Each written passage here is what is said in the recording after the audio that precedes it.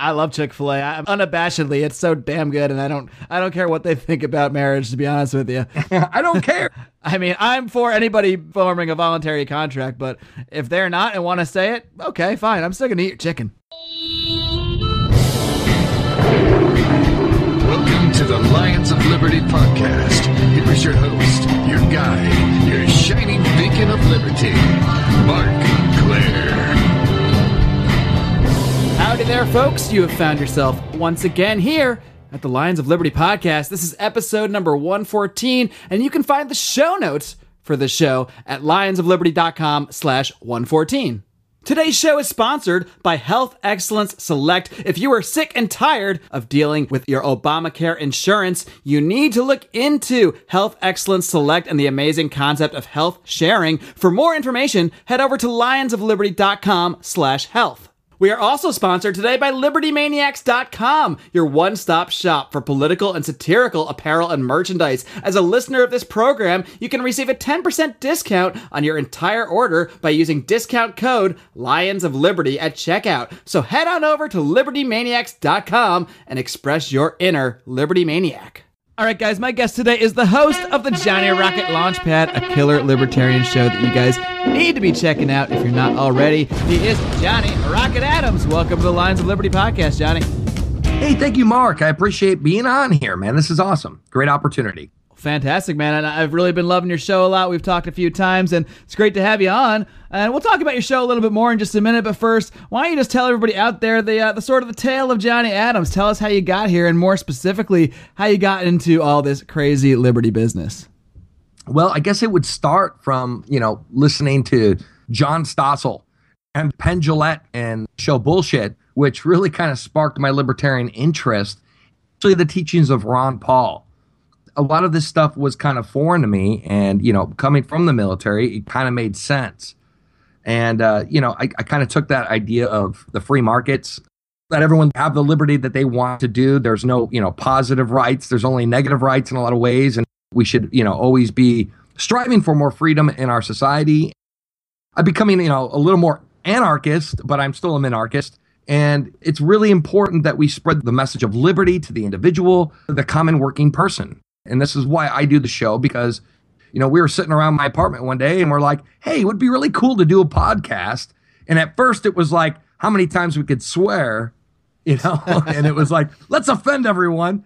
But at the same time, it became more of a thing where it was a great medium and platform to spread the message of liberty to the individual who may not have been exposed to it. So I think it's a great, great way to educate people through, economics and things along those lines. And, I guess the reason I got involved in it, man, was I find it in my heart. It's really important that we discuss these things, because most people, if you watch the news and you listen to the radio, these things, these conversations that, what you're doing, what I'm doing, what a lot of other libertarians are doing isn't being heard. It falls on deaf ears. And so I think that the liberty movement is growing. It's getting bigger and bigger and bigger. And by doing what we're doing, we're spreading that message of free markets, liberty, freedom, and all those things. And that's exactly what you guys are doing over on your show at the Johnny Rocket Launchpad. So why don't you get a little more into, you mentioned you guys were just sitting around one day and just kind of up and decided to do a podcast. But, what really inspired you to specifically do the show in the way you're doing? Because you guys have a really fun show out there. I mean, this is like not boring at all. You guys really put an effort into making an extremely entertaining program. So what kind of influences did you have when crafting your ideas about how you want to do this show, the Johnny Rocket Launchpad? I guess the big thing is, the show puts entertainment first. It puts entertainment over the message. And I know that sounds, like a sin in the liberty world, but people are educated through entertainment. That's my philosophy on it. And it's more towards the normal people who don't necessarily have the time. They're worried about their job, or they're worried about how they're going to pay their bills. I want to reach those people where they can listen to the show, have fun. Here's some crazy ass ideas that we come up with. And, we bring them into the political and economic realm through humor and through a lighthearted approach versus just, blasting them with a bunch of boring information. What we try to do is take the ivory tower and translate it to the average individual. And I think that's the most important thing that we do. It's entertainment first, message second. And I think it's really cool. And then the reason I think that we have the ability to do that is the fact that I've been an entertainer my whole life, man. I mean, I've been in music, and my mom's been an entertainer and all this stuff. So we try to take that message and my experience as an entertainer and translate that into liberty. And I think that is my gig. You know what I mean? Absolutely, man. And like I said, I've been listening to your show the last few weeks. I've discovered it. How long you guys been doing the show then? Just like around a year or so? Yeah, about a year and a half. So we're actually hitting our little over a year now. And it's been fun. It's been fun. We're getting good ratings on all of our networks, and they seem to really enjoy what we're doing. Yeah, a year and a half, and it's been kind of like 7 years in the making in my mind. You know what I mean? Right, totally. Because I've always wanted to sit on the radio. I've always loved radio. First things first, I've always loved radio. There's something nostalgic about it. And it kind of reminds me of a record cover. I don't know if you like Steely Dan or Donald Fagen. Hell yeah. But there was an album in 1982 called The Night Fly. And it was a picture of this guy who was on the radio. And it was cool because he was sitting there smoking and playing records. And I always thought that would just be a really cool thing, is to get into radio. I always thought radio has some sort of calming effect to me. And, you know, I've always dug radio. I always thought it was a cool medium where you could be doing other things and have it in the background and listen to it with the hopes that possibly your message could come through. You know what I mean? Yeah, absolutely. It's amazing, too, because you guys, you and yourself and Heather and Kurt, the three of you on that show have such great chemistry. You sound like pros. I mean, when I first listened to the show, I thought, oh, these guys have been doing this for years. It's great. And then I just realized, oh, you actually talking to you, that you guys are kind of like me. You just up and decide to go do a podcast one day with really no prior experience. So it's really a credit to you guys that the show comes across so well. What do you guys attribute to, I guess I would call your immediate success? I mean, I don't know how we define success around here, but to me, listening to your show, you've produced something that's immediately successful, that's immediately sounds like a professional show. So what do you attribute that to? Good editing. Good editing. No, but amen to that. Actually, I have to give it up to Heather and Kurt, both of them, and the other contributors to the show. They have a natural ability. They're very talented people, especially, you know, Heather, she's my girlfriend, but when I was talking to her, you know, she has this way about her, and she does this really, she's kind of pissing people off right now. She does this segment called The Woman's Place. And it's about not being, you know, it's not about anti-woman, but it's about being anti-feminist. And it's hilarious because she's pissing off a lot of the feminists. And she's just about being a good woman and not being, you know, better than men, but being equal but different to men. You know, because they're obviously, you know, we're obviously, women and men are different. But she's ruffling some feathers in the YouTube world right now. And you know, I have Kurt, who is a accomplished audio engineer who's been doing this for about 25 years. He's worked with Prince and the Power Generation. I liked Prince back in 1984. I haven't heard anything new from Prince, but he has a lot of experience under his belt as a sound engineer, producer. So he knows the intricacies of sound. And, you know, we have Billy, who's been an entertainer for about another 30 years. And, you know, he's just a grumpy anti-environmentalist who just attacks people who are trying to stop the free market from happening. So we have a lot of diversity in the show, and I think it's a great opportunity for us. You know, maybe you don't like what I have to say, but maybe you'll like this part of the show, which will keep listeners listening, you know, more or less. So it's like to diversify the show, and, you know, we're thinking about possibly having an economics segment in the show where, you know, economics for people who don't know economics, and teach these people through a fun medium. And I think it's hilarious because we swear, we drink, we have fun, we call people names, and we we have a great time doing it, man. We have a great time. Yeah, I mean, to this day, the favorite shows I do are, I know you're familiar with our Libertarians in Living Rooms Drinking Liquor segment, because that's when I just kind of forget my whole plan, if I ever had a plan in the first place, and kick back, and we just have a good old time. And that's kind of what, I mean, it's interesting, because we get a lot of the feedback that on people that like those shows kind of the most, which is amazing to me, because I have guests that have huge names in the libertarian movement, and those shows do well also. But, you know, I think when you can actually let a lot of yourself out there a lot more, which is what we kind of do in that situation, we're kind of kicked back, we're laid back, we almost forget we're doing a show. We're just kind of buddies shooting the shit and having a good conversation and that stuff. That's kind of the same vibe I get from you guys at the launch pad. Yeah, well, it's funny that you mentioned that, man, because banter is awesome. Banter is fun. You know, we could sit around and be like, okay, this is what it should be, this is how it is, and this is what it should be, and blah, blah, blah, blah, blah.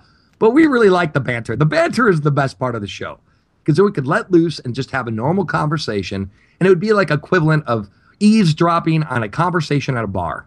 I like that mentality of the show where it's like, hey, we're just like a bunch of normal people sitting around a bar and bitching about things that we don't like and how the things should be and how things should be. This is fun. What a great opportunity. And people listen to this. And this is what, I think it's great because I like listening to people talk and bitch about how much they hate things. But we can all express ourselves. We can swear because we're not FCC regulated. And we just have a great time. And it's fun. Like, we look forward to doing these shows. I mean, it's just so much magic that sometimes happens too on the fly. You know what I mean, Mark? Absolutely, man. I know you're up in the Northwest up there in Seattle, and speaking of conversations at the bar, I'm sure you get into a lot of conversations at the bar outside of the launch pad. So outside of the relative safety of the launch pad, I might say. So I know there's a lot of people up in Seattle. There's a lot of good things going on up there. There's legal weed coming there in Washington. Sure. So there's definitely things to be positive about from the libertarian point of view up there, but I'm sure you run into a lot of resistance, a lot of things that seem a little crazy to you, like this minimum wage thing. So what are the biggest kind of issues you butt heads on, I guess, with people up there? Well, I think minimum wage is one of them. It's just a barrier into the market, and it's especially a barrier to the people who are low skilled. And this is what, we're trying to explain to people that, look, the minimum wage thing is an artificial barrier into any market. So if you listen to like Thomas Sowell or Walter E. Williams, those guys will say that it was a racist thing to keep, a lot of people from entering the workforce. What we're trying to do is educate people and saying, hey, look, this is ridiculous. People should have the freedom and liberty to negotiate their wages, do what they want to do. And I would rather get paid $8 an hour than $0 an hour. And I think this is what a lot of people are missing, the big point, that you as an individual have the right to negotiate your own wage. And if you don't like the wage that you are getting paid, you can A, ask for more money, or B, find work elsewhere. And that is true liberty. I always try to look in sort of the truth behind what people call for when I disagree with them. So do you think there's even a smidgen of truth to, even if we disagree with the solution, to the call for the minimum wage, to the sort of cry out there that we can't get by in this economy because, look, our economy is highly regulated, it's tightly controlled, it's essentially a crony capitalist economy, and what that does is really put a lot of people in a situation where they can't really make their ends meet for themselves. So, I mean, I agree with you that the actual solution in reality is only going to hurt people, only going to put up a barrier of entry and that kind of thing, but do you think there is any legitimacy to, I guess, why people call for these things in the first place, even though we might think they're misguided in what they're calling for? Well, I think it's an emotional response. I don't think it's an actual logic response. There's no logic behind their argument. Everyone would be cool with, hey, free stuff for everyone. Everyone likes that idea. And it kind of is based on an emotional thing where, they don't understand economics. With a minimum wage law or any kind of minimum wage law, what they fail to understand is that everything else in that local economy will go up in price accordingly to whatever the minimum wage is set, because then everyone else has to pay their employees X amount of dollars more to function as a business. So our prices will go up, and so it's kind of like a dog chasing its tail. I guess there could be some validity in the sense that we have crony capitalism. If we actually had a true free market, we would have less regulations, less bureaucracies interfering with any businesses, and therefore the businesses could make better decisions on how they want to run their businesses. So, for example, you have a business that has to spend $50,000 for some sort of filter on their work environment, just for the safety of the business. Well, that's causing him to pay extra money, which will not go to the employee themselves. So you have things along those lines, a lot of the regulations, which has caused stifling in the actual payout to the employees and to their own profits, conversely. See, when you actually do what you're doing and explain it in a logical way, I think that's great. And that's the kind of stuff you guys always do on the show. What irks me sometimes is when you get kind of the right-wing Republican types sort of arguing against minimum wage, but all they really ever say is, free market, go get a job. And they just kind of sound like heartless assholes, because a lot of them are. And they never really get to the part, well, yeah, there is a reason that people are aching out there. There is a reason the economy is hurting so many people. So when we can actually explain, look, this is why the minimum wage is actually going to make those situations worse. Well, okay, great. Then we can have a conversation. But it's how I look at Obamacare. I'm totally against it. I've got screwed over by it big time. I mean, my insurance more than doubled. My premiums more than doubled. And my deductibles more than doubled. So, and I didn't want this insurance in the first place. I'm a freelancer. I purchased my own insurance. So I didn't need any more than a sort of catastrophic insurance. Suddenly I got to pay for prenatal care for myself. So exactly. I mean, it's out of control. Hope you use that, Mark. If I got to have it, I may as well use it, right? Yeah. I'll figure out a way how, but. Exactly. Well, I guess there's a lot of things, man. You're spot on. You're right. There are a lot of things that are affecting the economy, but usually all of it's government mandated things that cost more for the employer to pay out. So and there's things like zoning laws and of course Obamacare and Social Security, and we have taxation that's ridiculous, and we can go on. There's a lot of factors that are causing all this uproar, but it's not the minimum wage. Again, I think every individual should have the freedom to negotiate their own wage, and that is a liberty that I think that people would rather have all these so-called rights given to them. Like, we have the right to drive. We have the right to do all these things, X, Y, and Z. But there's no validity to it. The only thing we have the right to do is to make money ourselves and to live the life that we want to live and make those decisions for ourselves. Let's get into a little of the sort of liberty nitty-gritty here for a second, because you mentioned at the top of the show that you're feeling a little more anarchist nowadays, but you still consider yourself a minarchist. So I kind of have a whole different take on the whole thing, and maybe we can talk about that in a second. But from your point of view, why do you call yourself minarchist? Well, I mean, the thing is I really do understand why anarchists feel the way they do, and I agree with them. There's always a free market solution to any kind of problem that we have in society. And I think that there's some validity to that. However, I do believe that there is a need for some sort of government to separate us as people from a business running amok or some sort of malevolent behaviors in the free market. So a small government, what I mean by that is just a government that was created to protect our life, liberty, and property. And I think that was the intent of the Constitution. The Constitution in its creation was a libertarian document, especially the Declaration of Independence and the Bill of Rights. And if we actually adhere to the fundamental principles of what the Constitution was about, we'd be a much productive economically and liberty-based society than what we are now. And we've just let government run amok. So being a minarchist, I just believe that, we should have police, we should have courts, and we should have the military. And that is really the only real functions of the government. And so I don't want to give up all of those, because with anarchy comes a vacuum. I'd rather have an enemy that I know than an enemy that I don't know. You know what I mean? And so I'd rather be, constitutionally limited in regards to what the government can do. And that's what I think is great about the U.S. Constitution and what we stand for. Yeah, see, to me, the sort of the minarchism versus anarchism conversation, in a way, misses the point.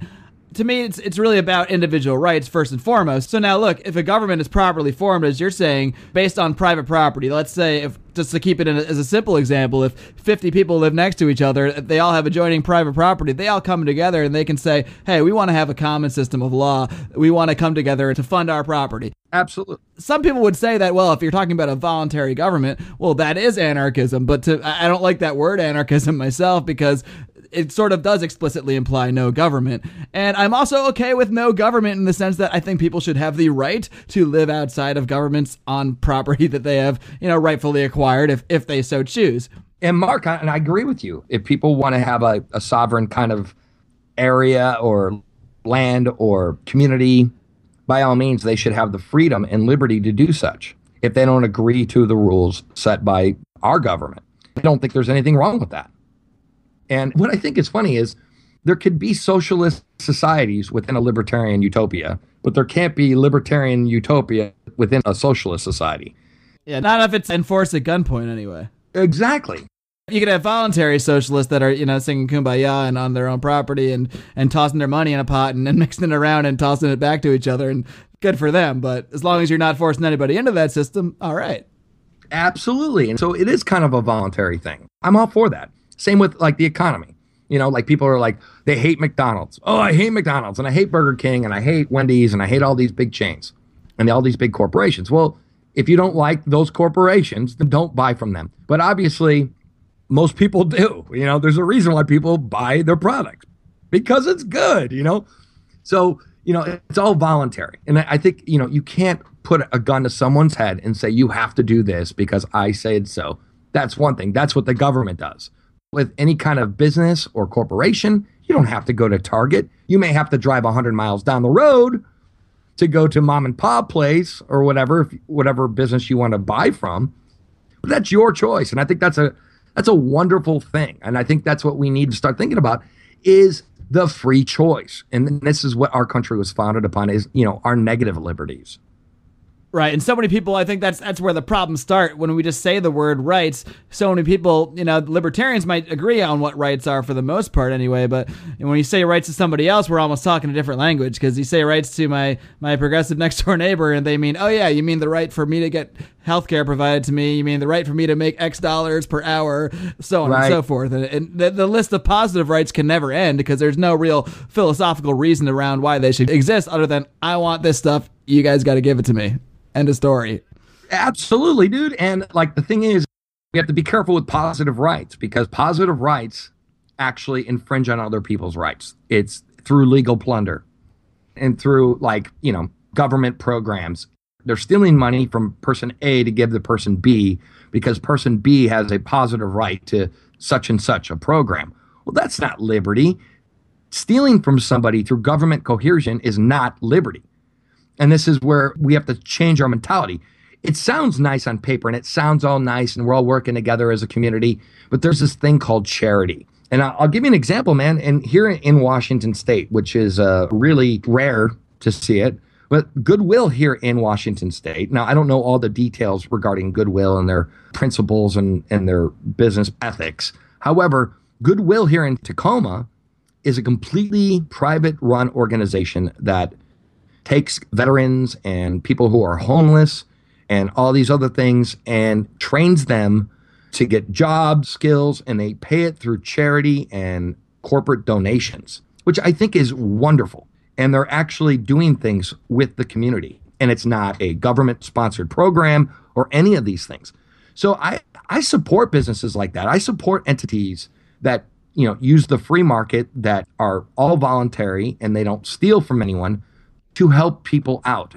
And again, I think more people would be more charitable if they weren't burdened by taxes and all these other bullshit regulations. The argument I always get, which just drives me nuts to no end, is when people will say, well, yeah, that's a nice little fantasy where people give to charity, yada, yada, yada. And in the real world, if you let everybody keep their money, they're just not going to give enough. They're not going to really go out and help people enough as I guess, as they see fit that other people need to give. But I mean, that's because they're kind of ignoring the fact that there's literally billions and billions and billions of dollars given to charity every year. And the fact that there's literally almost no evidence that what the government does with our money is remotely related to helping people, except in the absolute most minuscule of sense. I mean, I don't go after welfare. I mean, I'm against it in principle. In theory, I'm against confiscating funds from one group of people and giving it to another. But welfare is not really a political target to me because it's so freaking minuscule compared to, say, all the money they spend on foreign wars and all the money they spend on arming up the police to enforce the war on drugs and all this other stuff that is just so much, incredibly more offensive to me. Absolutely, man. Just because you throw money at a problem doesn't mean the problem will be fixed. I'd rather have a private organization handle the money because they would allocate funds more efficiently than any government bureaucracy would. If you have a business, you're more likely to put your money into something that's more efficient than just saying, hey, I just threw $10 million into a program with the hopes that possibly it might turn out okay. Whereas the free market is much more efficient in how they use their money. Just like profit. I mean, anything in the free market is more efficient than anything government could ever do. And so, again, the whole argument, I'm going to throw $1 billion into a program. Well, it doesn't mean that you're going to have ultimate awesome results just because you put $10 million into a program.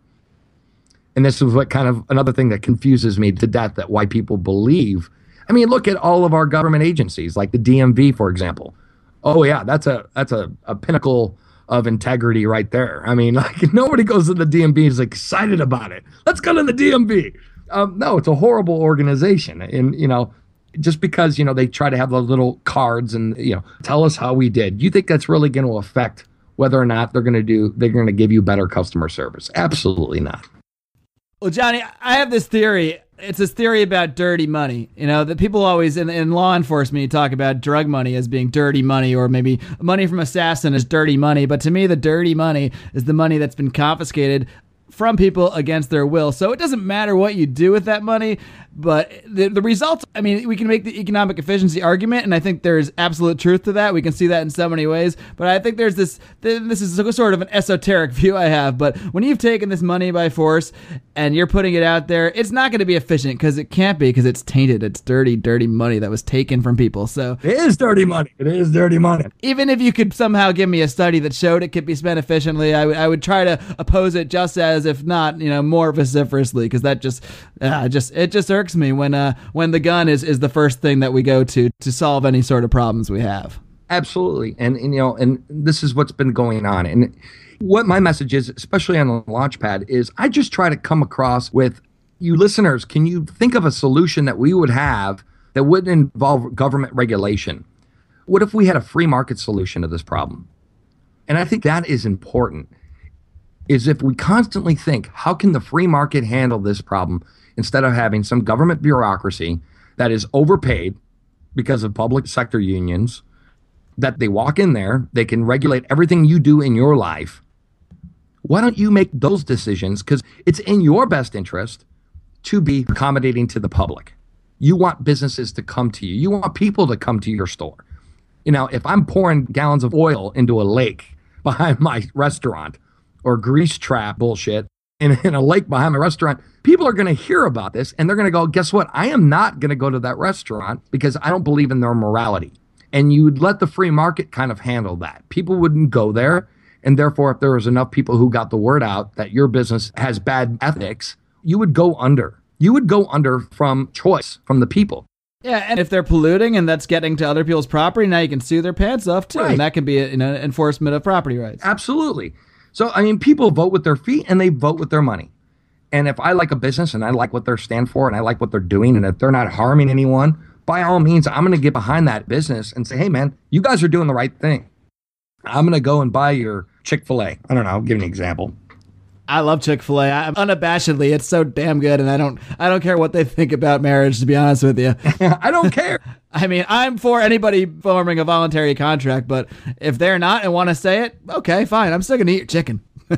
Oh, yeah. And that's the thing. There was a Chick-fil-A that opened here in Tacoma.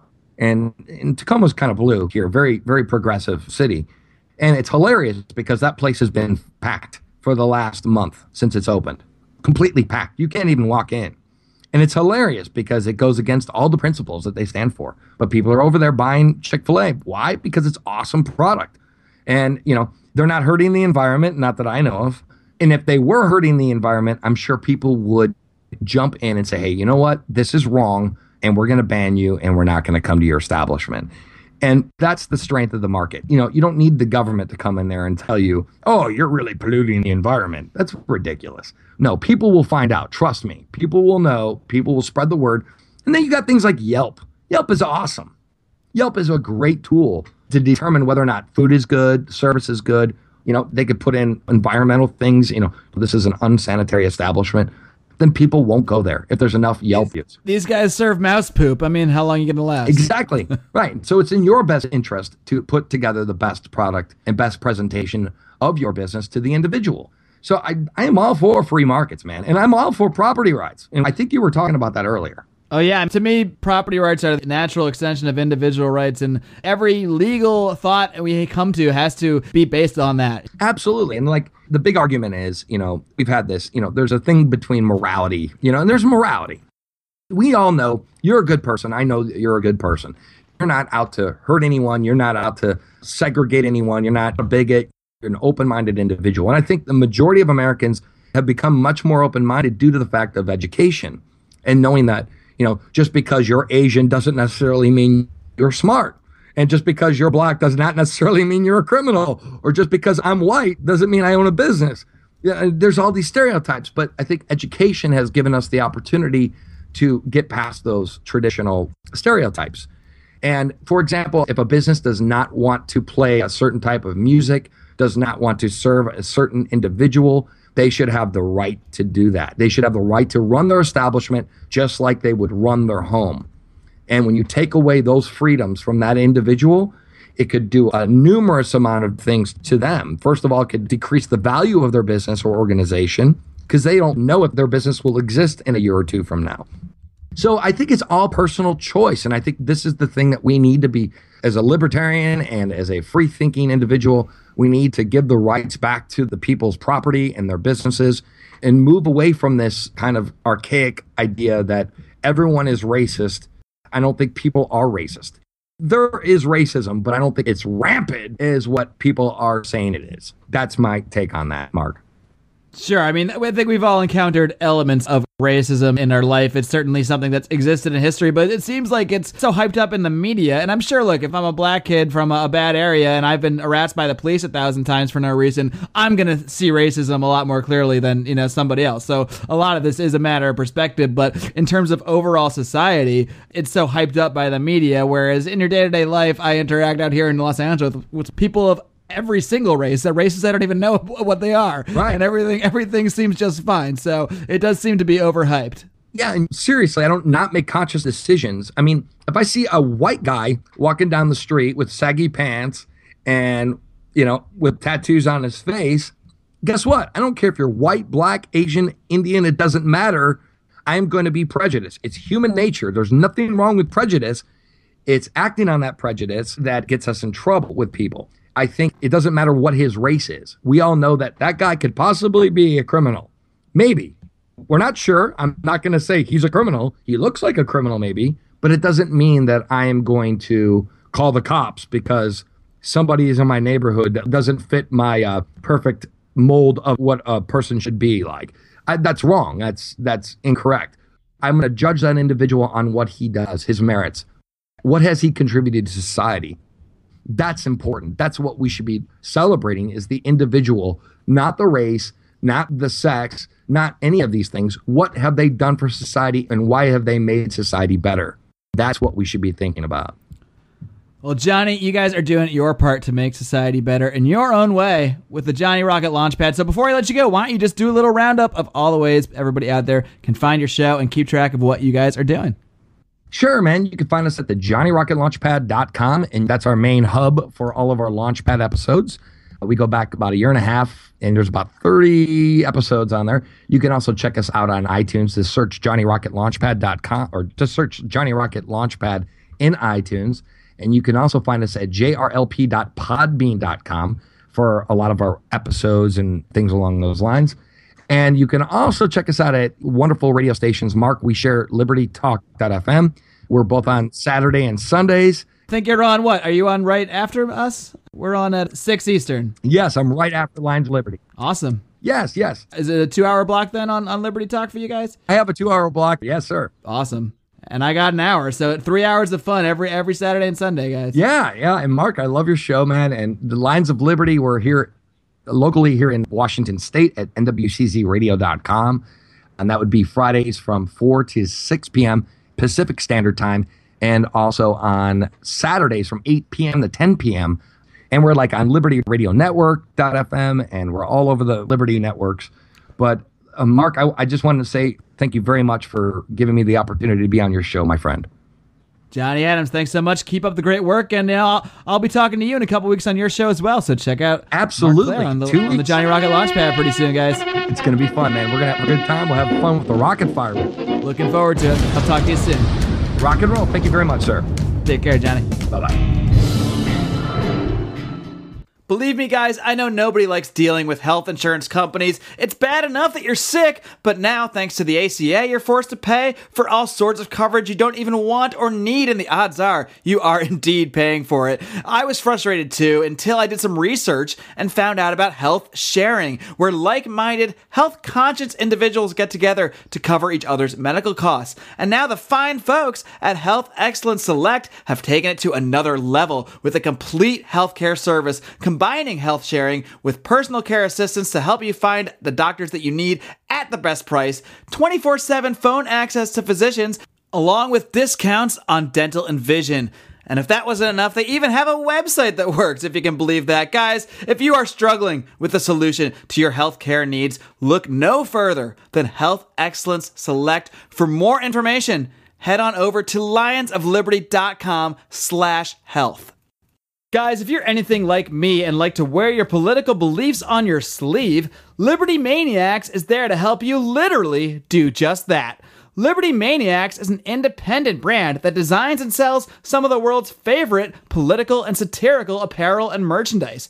From funny political t-shirts to libertarian-minded posters, art prints, humorous mugs, and thousands of other products sold by some of the most trusted retailers, Liberty Maniacs has become a top source for liberty lovers of every stripe all across the globe, and a thorn in the side of everyone from the NSA to top politicians. And now, Lions of Liberty listeners can get 10% off your entire order by entering the referral code Lions of Liberty. That's all one word at checkout. Again, that's referral code Lions of Liberty for a 10% discount. Head to libertymaniacs.com.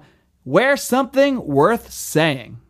All right, guys, I hope you enjoyed my talk today with Johnny Adams. And I'm not just blowing smoke when I tell you, you gotta listen to the Johnny Rocket Launchpad. This show is on my regular rotation now. It's a highly entertaining time, folks. So if you're into liberty, if you're into music, if you're into just having a good old time, the Johnny Rocket Launchpad is a place you gotta be stopping by each and every week. And we did a good amount of ranting there, I think, each of us during the show today, so I'm going to spare you the wrap-up rant this week.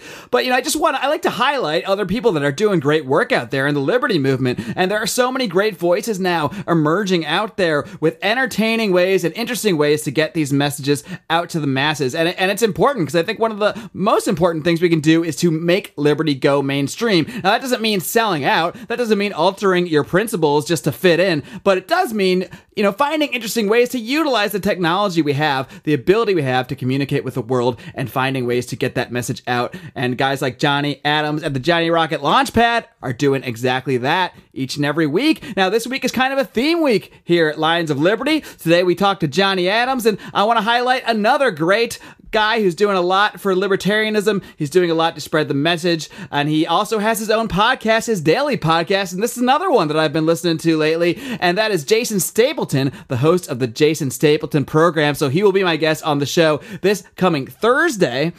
And in the meantime, if you're not already, I invite you to head over to lionsofliberty.com, where we have new and fresh content every single day. Of course, you can find our podcast here every Monday and Thursday, along with many of our regular features, such as Rand Paul Pluses and Minuses, Felony Friday, and all sorts of other articles we have. We are constantly churning out new content for you and finding ways to examine current events through the lens of liberty, so to speak.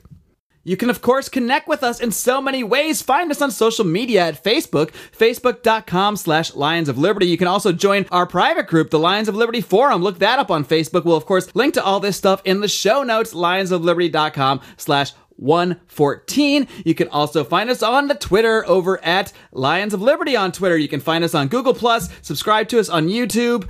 There are just so many ways to find this show. iTunes, Stitcher Radio. You can hear us on the weekends at libertytalk.fm at 6 p.m. Eastern every single Saturday and Sunday. You can also hear us throughout the week at lrn.com. You can also hear us throughout the week at LRN.FM, the Liberty Radio Network. Folks, there is just no excuse not to be listening to this show. Well, unless you hate it. But if that's the case, why are you still listening to me now? Huh? Ask yourself that. Folks, I look forward to speaking with Jason Stapleton this coming Thursday. Until then, live long and live free.